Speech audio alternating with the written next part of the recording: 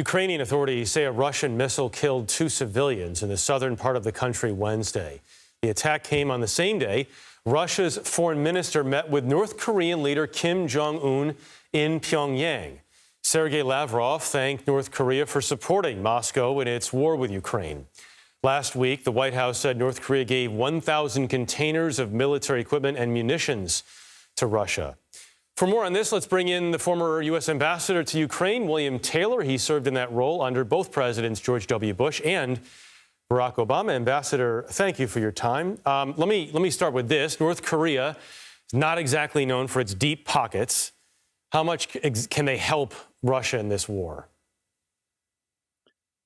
Not all that much, Jeff. I mean, they certainly have weapons. They certainly have ammunition for artillery.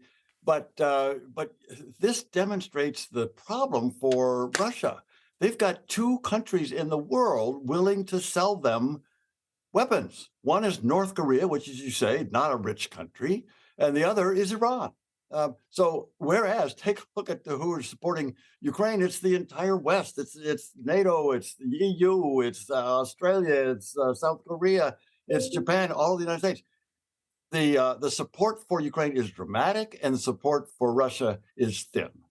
Well, China's not necessarily supporting us, and I did want to ask you about that sort of emerging alliance. I'm not sure what we call it between North Korea, Russia, and China. Is that fair to say they're sort of, at least from a PR perspective, working together? Definitely from a PR perspective. They all want to bash the United States. However, the Chinese have not, unlike the North Koreans, the Chinese have not provided any weapons.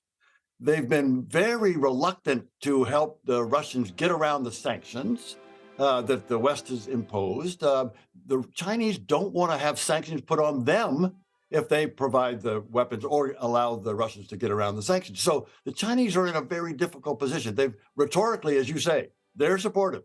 But in terms of actually providing stuff, not really. They are buying cheap gas, cheap oil, as is India. But in terms of providing weapons, the Russians can't look to the Chinese. There was some big Ukraine news this week when they announced that Ukraine had used this American-supplied these long-range missiles. I did want to get your reaction to that. That was a big deal. A very big deal, Jeff. A very big deal. This is a long time in coming. The Ukrainians have been asking for these weapons called ATACMS, the Army Tactical Missile System, ATACMS, and the Ukrainians know the value of these. And as soon as they got them, they used them. The Biden administration had them in secret. They provided them in secret so that the Ukrainians could use them without the Russians knowing that they were coming. And therefore, the Ukrainians were able to hit targets very deep in Russian-held territory, surprising the Russians and using these weapons very well. Winter is approaching for the second time in this war. How does the conflict change as the weather changes in Ukraine? Well, it probably slows down, Jeff. It probably slows down. However, it comes, like in every place, to the north first and later to the south. So where the Ukrainians are pushing hard and making some progress. We missed this, but the Ukrainians are actually making some progress in the south, which will stay warmer longer, will give them advantages over a longer period of time. They are attacking in different places, the Ukrainians, and they're making some progress. So when the rains do come, and it slows them down, it'll slow both sides down. It'll slow it down, but the Ukrainians will continue to fight through the winter. Meanwhile, Ambassador, did want to ask you quickly. I know Volodymyr Zelensky has reached out to Benjamin Netanyahu about going to Israel and visiting there, and there's been talk about there. And we talked with somebody earlier this week or last week about the fact that relations between Netanyahu and Putin weren't necessarily ever all that bad, but now they probably are because of what's happening between Israel and Hamas. Can you talk about that at all?